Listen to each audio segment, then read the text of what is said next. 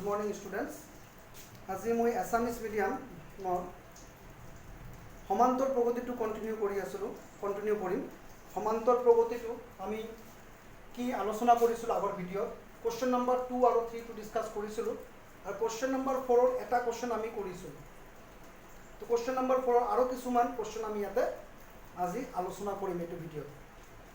तो क्वेश्चन तुम्हार कि आछे आरेकबार कइ आसो, तुम्हारे किताबटो खुली लबा।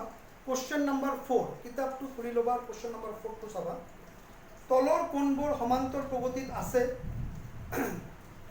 जिबिलाके समान्तर प्रगति गठन करिছে तार प्रतिटोरे साधारण अंतर डि निर्णय करा और परवर्ती तिनिटाকৈ पद निर्णय करा बुली কৈছে। तो आम इते प्रथमत समान्तर प्रगतित आछे ना ना एटु चाब लागिब। यदि समान्तर प्रगतित आछे आमी डि टु उलाब लागिब। डि टु उलोৱাৰ पिছত जेकेटा पद आमाक दिया आछे तार पिछर और तिनिटा पद उलाब लागिब। अर्थात यदि 4टा पद दिया आछे तार पिछर 5 नम्बर 6 नम्बर 7 नम्बर पदटो आमी उलाब लागिब। तो आमी इते कोनটো कोनটো क्वेश्चन आलोचना करिम इते मैं लिखि दिसु। क्वेश्चन नम्बर 4 कोनটো कोनটো आलोचना करिम और कोनটো होमवर्क हबो एटु आमी इते लिखि दिया आछे। तो फार्स्टत आमी चाও क्वेश्चन नम्बर 2 2 नम्बर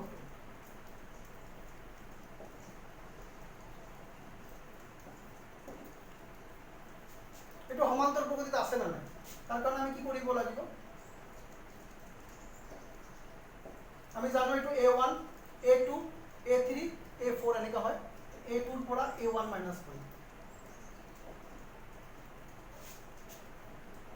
লসাগু ললো 2 5 माइनस 4 1/2। এতিয়া A3 माइनस A2 কৰিম। 3 2 बार 6 1/2। এতিয়া আমি A4 माइनस A3 কৰিম।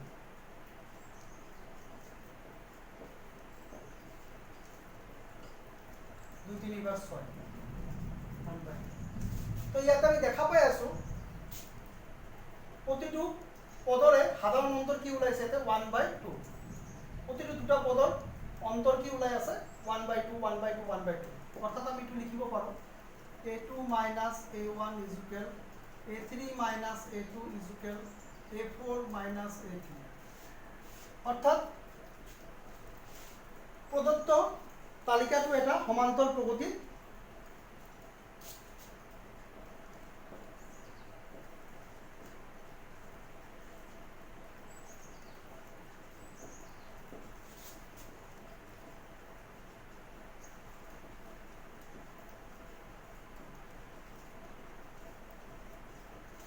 प्रदत्त तालिकाखने এটা সমান্তর প্রগতি গঠন করে বলে আমি লিখিছো। আর ইয়ার সাধারণ অন্তর কি হবে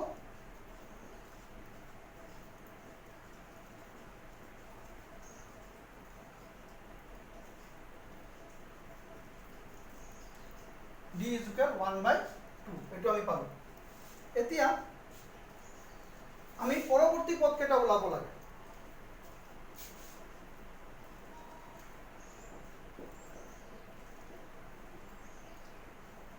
পরবর্তী তিনিটা পদ আমি ওলাব লাগিব। যদি সমান্তর প্রগতিত আছে পরবর্তী তিনটা পদ ওলাব লাগিব। 4 নম্বৰ পদ 5 নম্বৰ পদটো ওলাব লাগিব। 5তম পদ A plus 4D 5 নম্বৰ পদটো হ'ব। 5তম পদ মানে A plus 4D এটা কমাই দিম এটা। এটো আমি কালি শিকাইছিলো তোমালোকক কেনেকা কৰি কৰিব লাগে, কেনেকা কৰি এটো 4 হয়। n minus 1 এটো আছিল আমাৰ A n minus 1D A plus 5তম পদ 5 minus 1D A plus 4D এনেকা। যেটো পদ কব তাতকৈ এক কমাই দিব লাগবে। A মানে আমার কিমান আছিল 2। প্রথম পদটো আমার এতে 2 আছে। প্রথম পদটো 2। D মানে পাইছো আমি 1/2 2 2 কাটিম 2 4। 6তম পদ তো 6তম পদটো কি হ'ব A plus 5D 2 5 1/2 2 plus 5/2 2 2 2 bar 4 9/2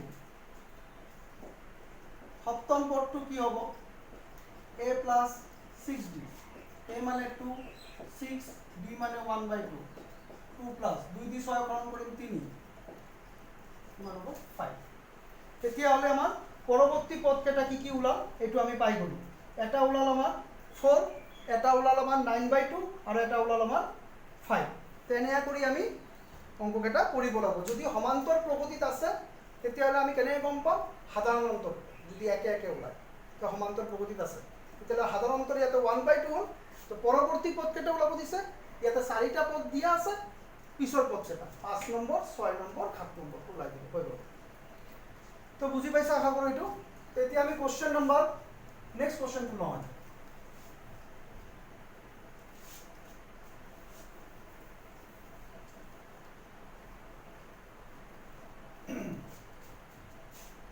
Question number 3.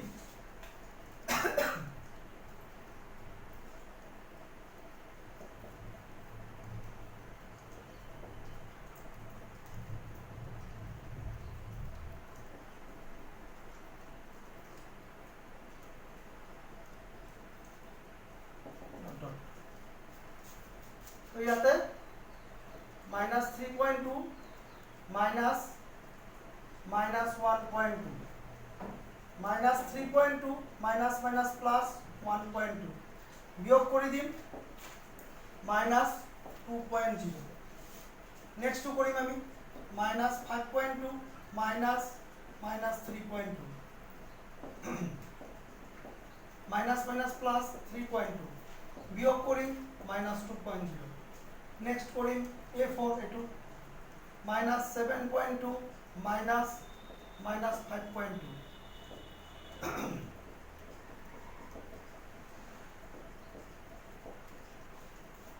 তো minus 2.0 ওলাইছে তার মানে প্রতিটো অন্তর একে ওলাইছে minus 2 তেতিয়াহ'লে আমি লিখিব পাৰোঁ প্ৰতিটো তালিকাখনে এটা সমান্তৰ প্ৰগতি গঠন কৰে আৰু ইয়াৰ সাধাৰণ অন্তৰ হ'ব minus 2 0টো নাম লিখিলেও হ'ব তেতিয়াহ'লে পৰৱৰ্তী পদকেইটা ওলাব লাগে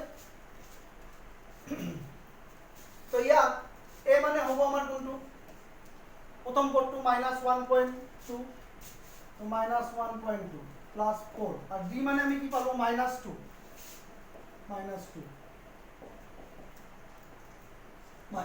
minus 8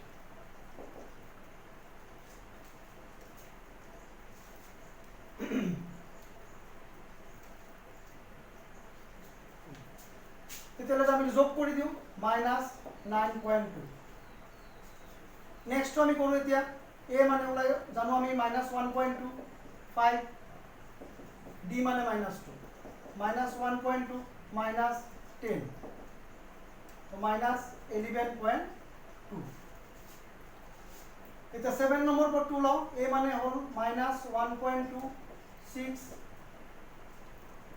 minus 2 minus 1.2 minus 12 minus 13.2 তেনে কৰি আমাৰ পৰৱৰ্তী পদকেইটা ওলাই গ'ল তো এটা ওলাল আমাৰ কিমান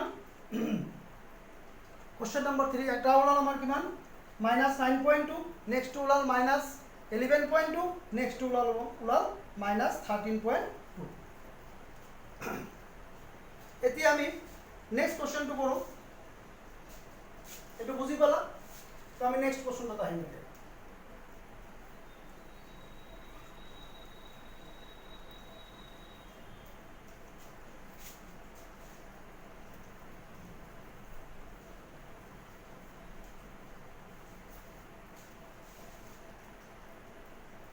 Question number 4. Next question to our question number 4. So question number 4 to लिखी लो अमी minus 10 minus 6 minus 2 2 আছে so minus 6 minus 10 minus 6 plus 10 4 next তৃতীয় পদৰ পৰা দ্বিতীয় পদটো বিয়োগ কৰিম minus 2 minus 6 minus 2 plus 6 4 এতিয়া চতুৰ্থ পদৰ পৰা বিয়োগ কৰিম 2 minus 2 2 plus 2 4 তো আমি এটা কি পালো সাধাৰণ অন্তৰবিলাক 4 4 4 পাইছোঁ।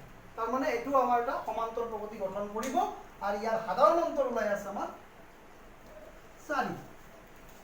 তেতিয়াহ'লে আমি এতিয়া কি কৰিব লাগে, পৰৱৰ্তী পদকেইটা ওলাব লাগে। তো 4টা পদ আছে চোৱা, পৰৱৰ্তী 5 নম্বৰ পদটো ওলাব লাগিব। তো a মানে আমাৰ এতিয়া -10, b মানে আমি পাইছোঁ 4, কিমান হ'ব 6। নেক্সট a মানে -10, d মানে 4, 20, এইটো হ'ব 10। a মানে -10, 6, d মানে হ'ল 4, 24, 40। তো পৰৱৰ্তী পদকেইটা কি হ'ব 6, 10, 14। এতিয়া আমি নেক্সট কোৱেশ্চনটোত আহোঁ। Question number 5।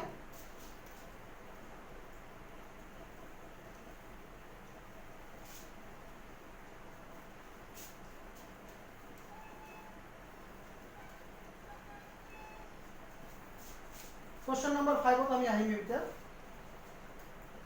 Question number 5। Question number 5টো চাই ল'বা কি আছে। 3 plus √2, 3 plus 2 √2, 3 plus 3 √2, এইটো আছে। তো দ্বিতীয় পদটো লিখিলোঁ, বিয়োগ কৰিম, 3 3 কেনসেল হ'ব, √2। নেক্সট আমি লিখিম তৃতীয় পদটো, মাইনাস দ্বিতীয় পদটো লিখিম,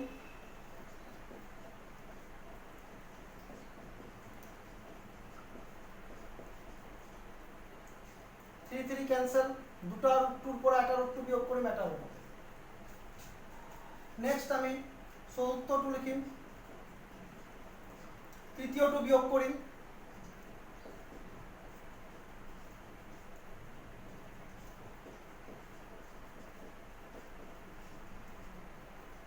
3 3 কেনসেল, তিনটা √2ৰ পৰা দুটা √2 বিয়োগ কৰিম, এটা √2 হ'ব। তো এনেকৈ কৰি আমি কি পালোঁ, আকৌ ইয়াতে সাধাৰণ অন্তৰটো চোৱা, √2 √2 √2 পাইছোঁ। তাৰমানে এইটো সমান্তৰ প্ৰগতি গঠন কৰিব। তো প্ৰদত্ত তালিকাখন এটা সমান্তৰ প্ৰগতি গঠন কৰে। তো ইয়াৰ ডিটো কিমান হৈছে, √2। তেতিয়াহ'লে আমি পৰৱৰ্তী তিনিটা পদ ওলাব লাগে। চোৱা 4টা পদ আছে, পৰৱৰ্তী পদকেইটা ওলাব লাগে। তো ইয়াতে a হ'ব আমাৰ কিমান 3, a3 plus 4 √2, 3 plus 4 √2, এইটোৱে আমাৰ এনসাৰ হ'ব। এটা আমি যোগ কৰিব নোৱাৰোঁ, এটা পৰিমেয় এটা অপৰিমেয় যোগ নহ'ব, এইটোৱে এনসাৰ। a মানে 3, 5, b মানে √2, এইটোৱে এনসাৰ। a মানে 3, 6, d মানে √2। সো এটা পদ ওলাল আমাৰ কিমান 3 plus 4 √2, এটা ওলাল 3 plus 5 √2, এটা ওলাল 3 plus 6 √2। এতিয়া আমি নেক্সট কোৱেশ্চনটো আহিব লাগে। আশা কৰোঁ তোমালোকে বুজি পাই আছা। এতিয়া আমাৰ নেক্সট কোৱেশ্চনটো হ'ব 5 নম্বৰৰ পিছত 10 নম্বৰ কোৱেশ্চনটো আমি কৰিম এতিয়া।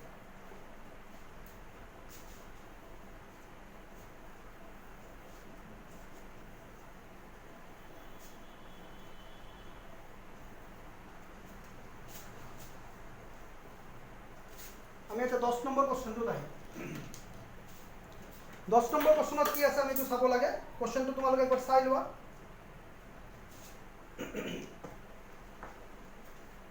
Question number 10।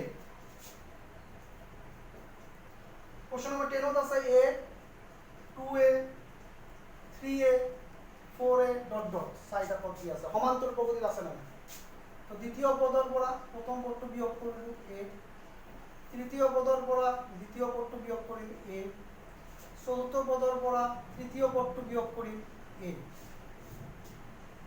প্ৰত্যেকটো পদৰ সাধাৰণ অন্তৰ কিমান ওলাইছে, a ওলাইছে। তো সমান্তৰ প্ৰগতি গঠন কৰিব। আমি এটা লিখিব লাগিব। তো d মানে কি হ'ব ইয়াতে a। তাৰ মানে পৰৱৰ্তী পদ তিনিটা ওলাব লাগিব কোৱেশ্চন মতে। 5 নম্বৰ পদ a মানে আমাৰ ইয়াতে a হ'ব। এইটো a মানে a আছে, এইটো a থাকিব। b মানে আমাৰ কি ওলাইছে a, a বহাই দিলোঁ। 4a আৰু a, 5a, a to a থাকিব, d মানে আমাৰ a ওলাইছে 6a, a 6a 7a। তো আমাৰ পৰৱৰ্তী পদকেইটা কি ওলাল 5a 6a আৰু 7a। এতিয়া আমি নেক্সট কোৱেশ্চনটো আহো। আমি 2 আলোচনা কৰিলো, 3 আলোচনা কৰিলো, 4 আলোচনা কৰিলো, 5 আলোচনা কৰিলো, 10 আলোচনা কৰিলো। এবাৰ আমাৰ 11 নম্বৰ কোৱেশ্চন। 11 পিছত আছে আমাৰ 12 নম্বৰ কোৱেশ্চন। আমি আগতে 12 নম্বৰ কোৱেশ্চনটো আলোচনা কৰিলো। 12 নম্বৰটো আমি আগতে আলোচনা কৰিলো। Question number 12।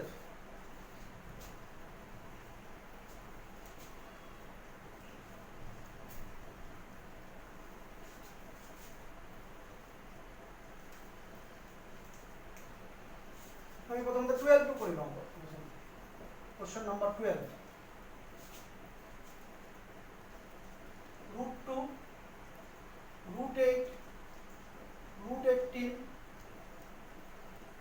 √32 ইয়াতে আমি ৰুট কেটা উঠাই লও। এটো √2 হ'ব। এটো যদি আমি লিখিব যাও সোয়া 8 আছে, আমি এটা এনেকা করব পারো। √2 তো √2 এ থাকিব। 8 টো আমি কি কৰিব পাৰো 2 into 2 into 2 2 √2 হ'ব। √18 টো কি হ'ব 3 2 3 বাৰ 6 6 3 বাৰ 18 3 √2 √32 টো কি হ'ব আমাৰ এতে 2 into 2 into 2 into 2 into 2 1 2 3 4 5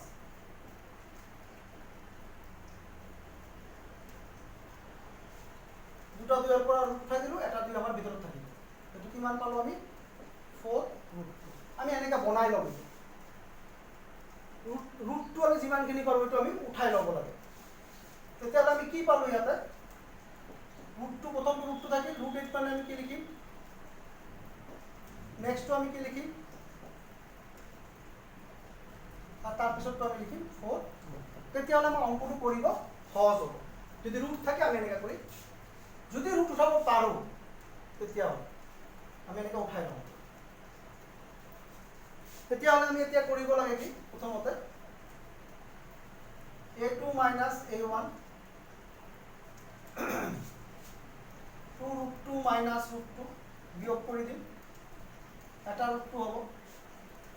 a3 minus a2 3 √2 minus 2 √2 √2 হ'ব। a4 4 √2 minus 3 √2 কিমান হ'ব √2।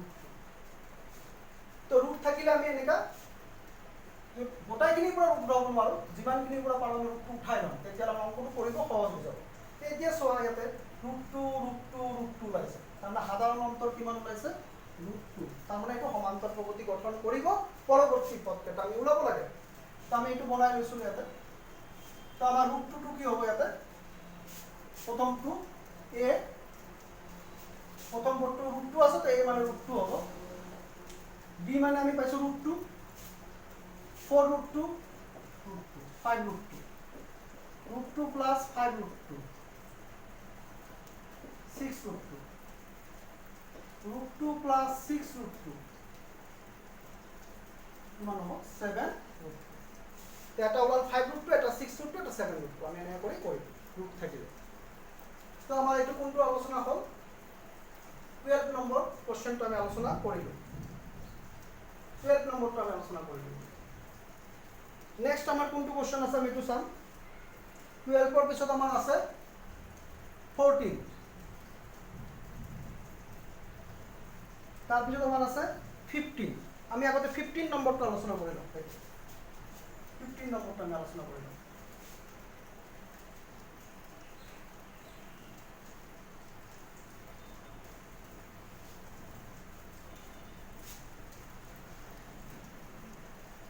আগৰ তোমালোকে বুজি পাই আছা, বহুত কেইটা কোশ্চেন আমি আলোচনা কৰিলো ইয়াতে। এতিয়া আমি 15 নম্বৰটো আলোচনা কৰিম। 15 নম্বৰটো আছে 1 স্কয়াৰ 5 স্কয়াৰ 7 স্কয়াৰ 73। তো আমি ইয়াতে লিখিব পাৰো 1 স্কয়াৰ তো 1 লিখিলো, 5 স্কোয়ার টু 25 এটু 49 এটু 73 আমি ডাইরেক্ট স্কোয়ার টু ডবল হয়ে আছে তবে পূরণ কৰি দিম 5 5 25 7 7 49 এটা নাম্বাৰটো ওলাই লম এতিয়া আমি কি কৰিব লাগে a2 minus a1 এতিয়া অংকটো সহজ হ'ব 24 a3 minus a2 49 minus 25 24 a4 minus a3 73 minus 49 24 তো প্ৰত্যেকটোৰ চোৱা সাধাৰণ অন্তৰ আমাৰ ইয়াতে কি ওলাই আছে 24 ওলাই আছে 15 নম্বৰত তেতিয়া হলে আমাৰ d মানে কি হ'ব তোমালোকে এইটো লিখি লবা দেখা ইমান গ্যাপ দিব নালাগে এইটো ইয়াতে লিখি লবা সাধাৰণ অন্তৰ 24 তো পৰৱৰ্তী পদ কেইটা ওলাব লাগে তো প্ৰথম পদটো আমাৰ কি আছে তো 1 তো a মানে হ'ব 1 4 into 24 97 1 plus 5 into 24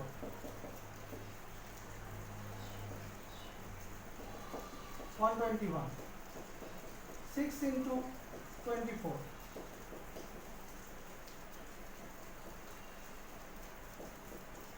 145 so 97 121 145 হলো এতিয়া আমাৰ যে দুটা থাকি গৈছিল আমি এটো কৰিম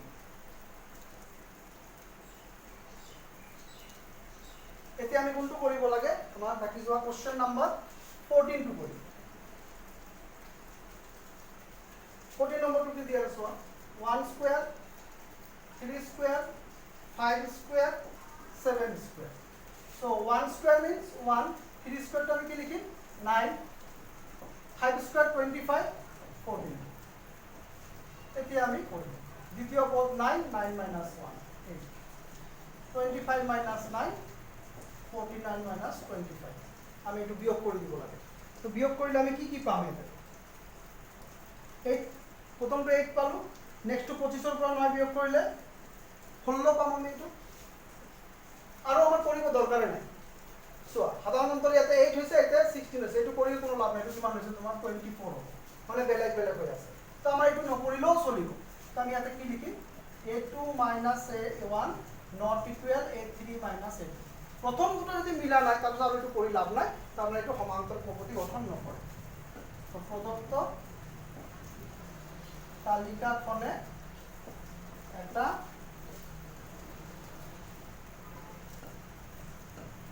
প্ৰগতি গঠন নকৰে আমি এটো লিখিম বাস হলো তাৰ মানে ইয়াৰ পৰৱৰ্তী পদ কেটা আমি উলাব নালাগে কাৰণ আমি ডি মানে গম নাপাও এটা ডি নাই ইয়াতে হৈ গল তেতিয়া হলে আমি এটা আৰু এটা অংক আমাৰ থাকি গৈছিল আমি এটো কৰিম লাষ্ট অংক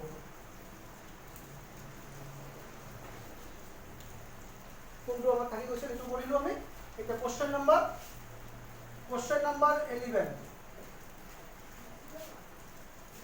কোশ্চেন নাম্বার 11 টু কি আছে a স্কয়ার a কিউব আর a4 এটো আছে তো আমি a2 minus a1 কৰো a স্কয়াৰ minus a ইয়াত আমি এটো বিয়োগ কৰিব নোৱাৰো কি কৰিব পাৰিম কমন লব পাৰি a minus 1 এতিয়া আমি তৃতীয় পদৰ পৰা দ্বিতীয় পদটো বিয়োগ কৰো a3 minus a square common লব পাৰো আমি a স্কয়াৰ a minus 1 ইয়াতে চোৱা দুটাৰ সাধাৰণ অন্তৰটো একে হোৱা নাই ইয়াতে a আছে তে a স্কয়াৰ আছে তেতিয়া হলে আমি আৰু কৰিব দৰকাৰ নাই আমি এতে গম পাই গলে এটো সমান্তৰ প্ৰগতি গঠন নকৰিব কাৰণ সাধাৰণ অন্তৰটো একে হোৱা নাই a2 minus a1 not equal a3 minus a2 তো প্রদত্ত তালিকাখনে এটা সমান্তর প্রগতি গঠন নকৰে আৰ যেহেতু নকৰে পৰৱৰ্তী পদ ইয়াৰ ওলাব নালাগে তো আমি ইয়াতে বহুত কেইটা কোশ্চেন আলোচনা কৰিলো 1 2 3 4 5 6 7 8 9 নটা কোশ্চেন আমি ইয়াতে আলোচনা কৰিলো তাহা কৰিম তোমালোকে পৰৱৰ্তী কোশ্চেন যেকেটা আছে 6 7 8 9 13 এইকেটা তোমালোকে নিজে কৰিব পাৰিবা নিজে চেষ্টা কৰিবা আজি ভিডিওটো আমি ইয়াতে শেষ কৰিলো নেক্সট ভিডিওত আমি 5.2 আলোচনা কৰিম